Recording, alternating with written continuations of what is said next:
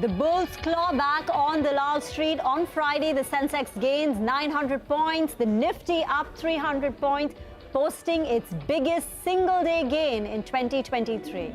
On this week's episode of Editors Roundtable, does the pullback have more legs? A deep dive into the FII positioning, and as the mercury rises, what are the stocks to watch this summer? I am Reema Tendulkar. With me, I've got Prashant, Nimesh, Nigel, and you're watching Editors Roundtable. Well, outstanding week, right, guys? I mean, outstanding Friday, I should say. And 1% for the week, but it felt like so much more, especially given what happened on Friday, that is. And that's why there's a saying, right? All's well that ends well. That's true. I don't know. I mean, are we making? I was just wondering, and we were discussing this on closing as well. Are we making too much of? Because it's a one-day thing so far, right? But I think the fact that this entire Adani transaction has taken place and retail sentiment was down, and Anuj put out that piece last Friday that retail was feeling out of the market, and the fact that this is a big event, right, which has kind of picked up sentiments a little bit, those so-called animal spirits. One can sense that maybe it's coming back. I don't know. We'll have to wait and watch. But it was a good day after many, many dull down days. No, I'll tell you what, at the start of the week, even though the Nifty was under pressure, you're getting sense that the broader markets are outperforming. So I think at least retail will feel a little bit better. And there was a big party at the end of it on a Friday. So good to see, actually, that we at least fought back a little bit. And sentiment, at least for the time being, seems to have changed. So we're still within that big range, right? That 17,850, 17,900. Still, we've not crossed it on the way up. We keep saying in the market, right, 1 week is too long. I think this week has shown everything. The way up Adani has raised money. Friday itself, we've turned positive from negative for this week. Just one day. And I guess this week's move in many of the stocks has actually changed the sentiments for the retail investors as well. And the simple reason is, for many investors, forget the traders, but even for a lot of investors, this week's move has helped them to be a bit of a relief. Because M2M, they're slightly better. From losses, they're turning into green. So I think that's at the margin is going to help the sentiment as well. I think even beyond M2M and those kind of things. I mean, it just sends the message. It's an up market. Everybody likes a green market, and it sends the message that I was thinking of that dialogue from Three Idiots. All is well. I mean, it may not all be well, but at least for one day, it just felt like it was. Prashant, you've got to do this when you do that. And Prashant, in markets, we talk about fundamental technicals, fundamentals, everything. But I think sentiment plays a big part. Oh, 100%. Just when you have some bit of confidence back, I think markets react that way. So I guess that bit of sentiment is back, bit of that confidence is back. So same time last week, the feedback was there was extreme pessimism and fear in the market. I think from that extreme pessimism and fear, there's a bit of relief or a hope in this week. So the question is, what next, right? Does this pullback have more legs to go? I mean, so let's look at the global and the local data, and that's what I'm going to do. Let me just hop across to the big wall to explain. What I'm going to do is first start with the global, but this is essentially how I'm kind of putting this out. Does positioning indicate that there is perhaps a chance for a meaningful bounce, right? That's the question. So this is just kind of recapping how the mood in the market has changed. These are the three biggest things we track every morning when we start, the bazaar, the morning show. And look at this. In January, the sentiment was that we'll land very softly. I mean, it'll be a gentle landing. There will be no hard landing. Things will be okay. Things will work out, right? The S&P went up 6%. The 10-year went down 35 basis points. The dollar was down 2%. In 1 month flat, because of the data, very hot data out of the US, which is jobs data, services PMI, jobless claims, and many others, all in the last 1 month, it became from soft landing to no landing. What do we mean by no landing? That the economy will continue to do well, which means that the Fed will have to fight a longer fight. And this is what happened as a result. It completely flipped. The +6 became -3.7, -35 became +45, and the dollar from -2 went up 2% plus in the month of February. And we are starting March now, pretty much continuing where we left off in February. Data is still strong, right? And this is the worry, really. This is the main worry for global markets. This is the US 2-year yield. And this has got data all the way back going 2006. And as you can see, it is broken out. It is broken out of some significant levels. and it is surging. And I could have put out sort of charts for the 10-year. It'll give you a similar kind of picture across tenors, basically 5-year, 10-year, 30-year, across the board, yields are surging.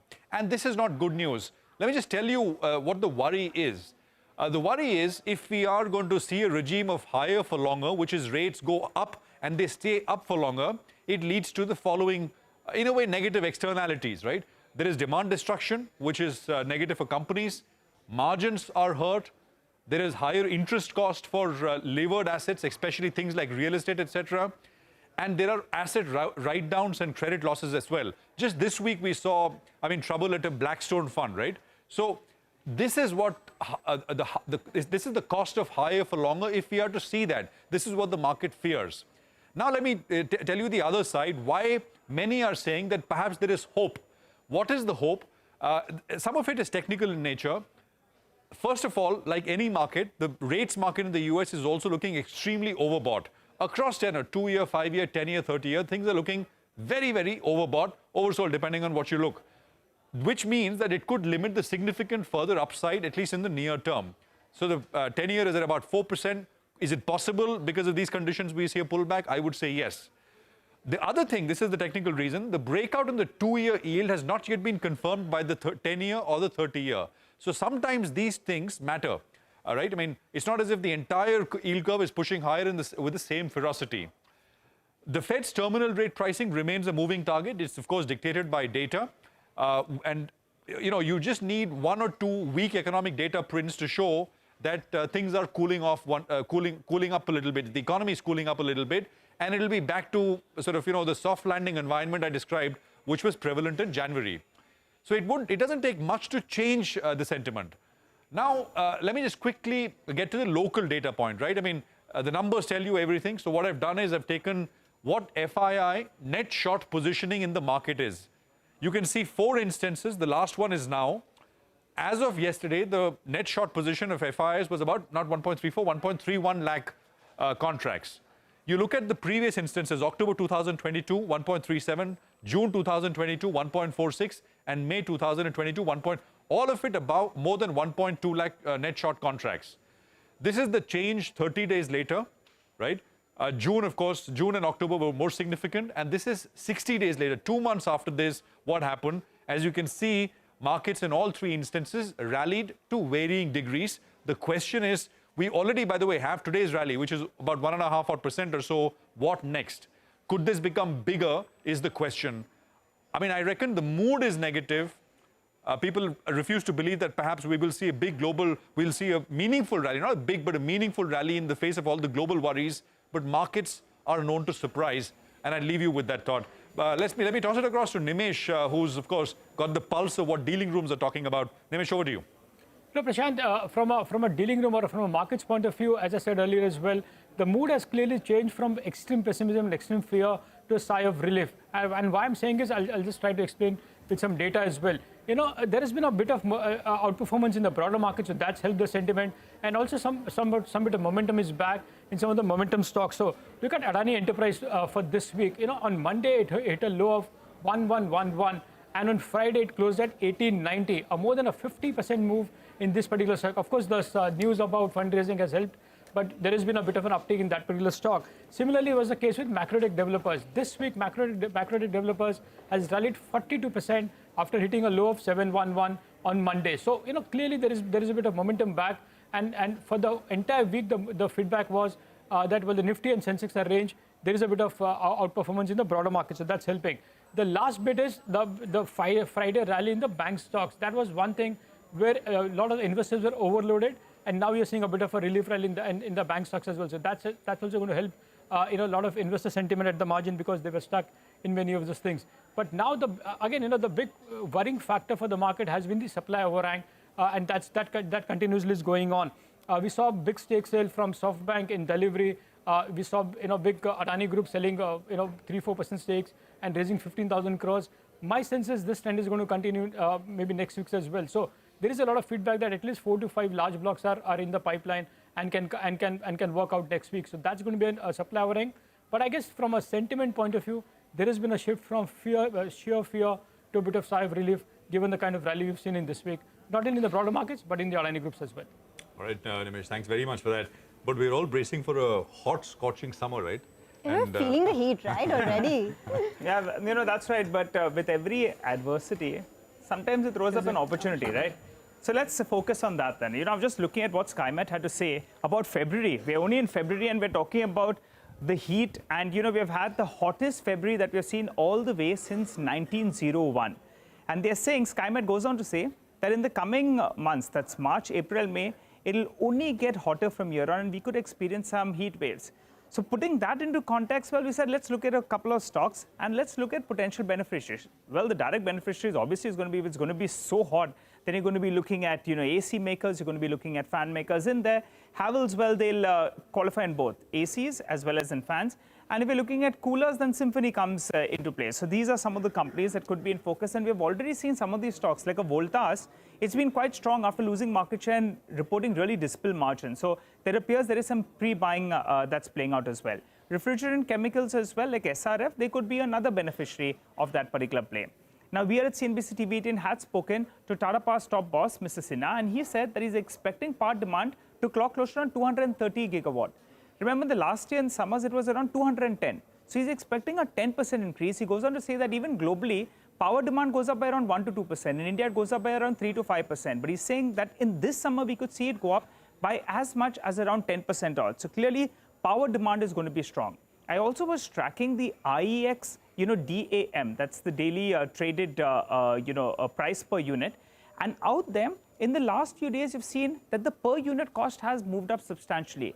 So that's as well telling you that there could be some potential beneficiaries if someone hasn't tied up their power. And so let's focus on a couple of those stocks. JSW Energy, we had the management who joined us over here. And they said close to around 17 to 18% of their total supply or their total power is not tied up. So they would enjoy merchant rates. The others, yes, they would be beneficiaries like a Tata Power, NTPC, etc. But most of their power is regulated. So that's why we're not focusing on that so much. Besides that, well, if there is a big surge in terms of power demand, then discoms could be forced to buy power via the exchanges. So then IEX could gain on the volume parameter. While Coal India, because of higher power demand as well as higher e-auction prices, that could be another potential beneficiary. But what if there is a power deficit? Then we're looking at another angle. Diesel genset makers like Cummins as well as Kirloskar oil engines, they could be potential stocks you look at. While UPS and inverter makers as well. Hopefully we don't get a deficit, but if in case that is the scenario, then some of those, V-Guard, you have Exide as well as Amara Raja. But guys, don't take it so seriously. If it's going to be so hot, what are you going to be consuming? A lot of ice cream, maybe drinking a lot of beer, and bottle demand as well could go up. So maybe Varun beverages and all. So we just said, in every adversity, sometimes there is some opportunity that comes up, just highlighting the stocks that could be in focus. But Rima, it's not just the hot summer, right? You're talking about drier monsoon as well. Which are the stocks that could get negatively impacted? Well, absolutely. The specter of El Nino is also possibly looming in front of us. Now, according to a leading global weather forecaster, NOAA, that's National Oceanic and Atmospheric Administration, they're saying there's a 55 to 60% probability of an El Nino this year. And El Nino historically and typically has been accompanied by deficient monsoon. So which is where the drier monsoon comes in. And if that is the case, then there are going to be a few stock sectors which face some challenges. So the first one is going to be agrochemicals, because a deficient monsoon impacts sowing, it impacts cultivation, and therefore it will negatively impact the demand for fertilizer and pesticides. So names like Coromandel, Sumitomo Chemicals, PI, UPL, Fluorochemical, Tata Chemicals should be on your radar. Then the obvious ones, stocks which are exposed to the rural economy. Now, the rural economy is already under stress due to higher inflation. If there is a deficient monsoon, then inflation goes up, but also farm incomes get affected, which means demand for tractor makers, two-wheelers comes down. NBFCs, which lend to the rural economy, like MMM, FSL, Mahindra and Mahindra Financial Services, L&T Financial Services, Shriram Transport, keep them on your radar. Consumer goods, the Dabur, Godrej Consumers, Marico's of the world, paint companies, and also pipe companies. These are all the companies which are linked to the rural economy. So that's a space that you need to watch. In fact, UBS analysis also show that Indian FMCG large caps have shown a clear deceleration in revenue growth in the last El Nino episode, with the year-on-year revenue growth falling from 10% plus to 0. Another space to track will be the hydropower, because there could be lower hydro generation if there is a deficient monsoon. So NHPC, and this may be a bit far-fetched, but IPCA Laboratories has also been flagged off by UBS because they are saying there could be lower demand for anti-malarial drugs if the monsoon gets impacted this year. So IPCA Labs is another one. So this is just a ready reckoner that, what could lie ahead if indeed El Nino does play out. Early days, but if El Nino happens and there is a deficient monsoon, there could be some stocks which get impacted. By the way, good piece, both of you. But at least for all of our sake, I'm hoping that you guys remember what happened. Everyone was expecting a super cold winter in Europe. Oh, yeah. Yeah, And then The winter never Let's hope it doesn't take place, right? I mean, but the weather is crazy. So exactly, for me, I think the big takeaway was that for Nigel, another reason for helping United Brewers to do well. So I guess but it's he's not going to working, enjoy this Dinesh. summer. It's not working. They posted such dismal results. I was wondering, you have to do something more, I guess. You should really do something. No, about this. but the weather. I mean, I was talking to somebody in San Francisco now on the west coast. It's actually cold. I mean, it's freezing. In Europe next week, apparently, in some places, temperature is expected to be in the negative. And of course, we are reeling with this heat wave. Topsy-turvy. But with that, we're going to slip into a very short break. On the other side, we'll invite Pankaj Tibrewal, Senior Executive Vice President, Fund Manager of Equity at Kotak Mahindra AMC.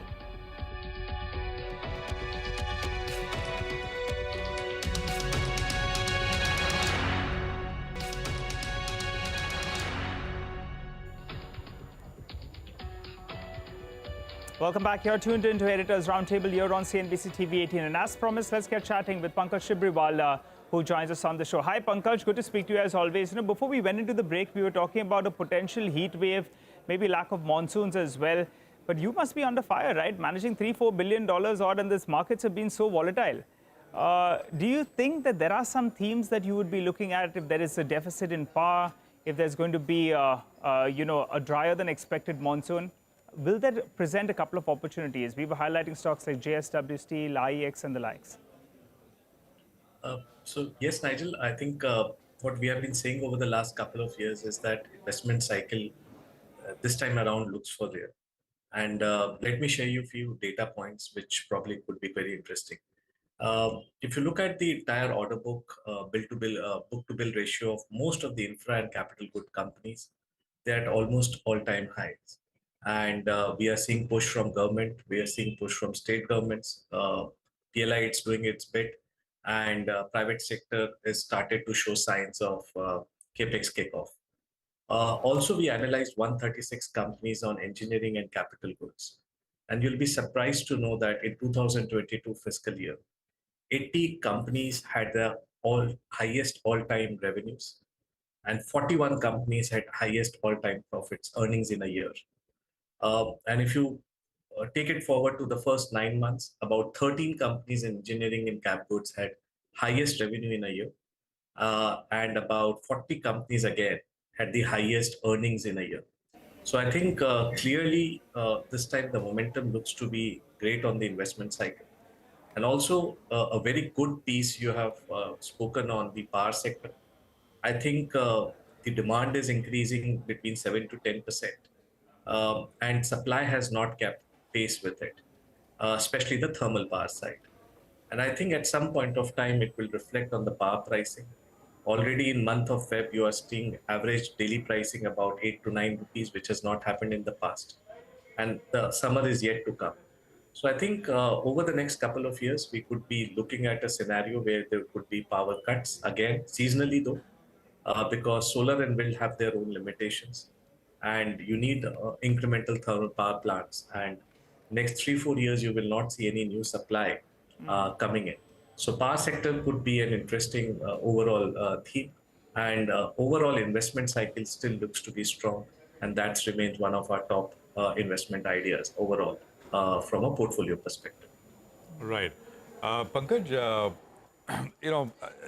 as an investor, as a fund house, would you look at the sort of investments in the Adani Group, not because of what GQG has done, but the fact that that just gives me a prompt for this question, which is the fact that stocks fell quite a bit. and they see value. I mean, right? I mean, they're a large equity global equity fund. Are you guys doing the same? Will you guys do the same with the group after the fall that we've seen? Prashant, you would appreciate that we don't comment on individual companies or groups, and I would keep it at that because in the past also we have spoken about themes, sectors, but we will refrain from commenting on any group or any company. Sure. Pankaj, Nimesh, you've been a little cautious on the market for the last 2 quarters. After the numbers that we've seen in Q3 and the stocks have corrected, do you see now there is an opportunity to nibble into the broader markets, especially in the mid cap and small cap?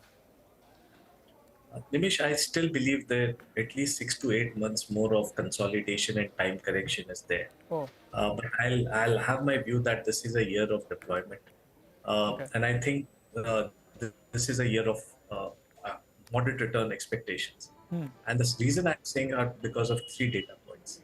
Look at the Q3 numbers. On the headline NSE 500, you saw 6% earnings growth, and entirely it was led by BFSI. The non-BFSI segment, which is 415 companies, again had an 11% decline in profits.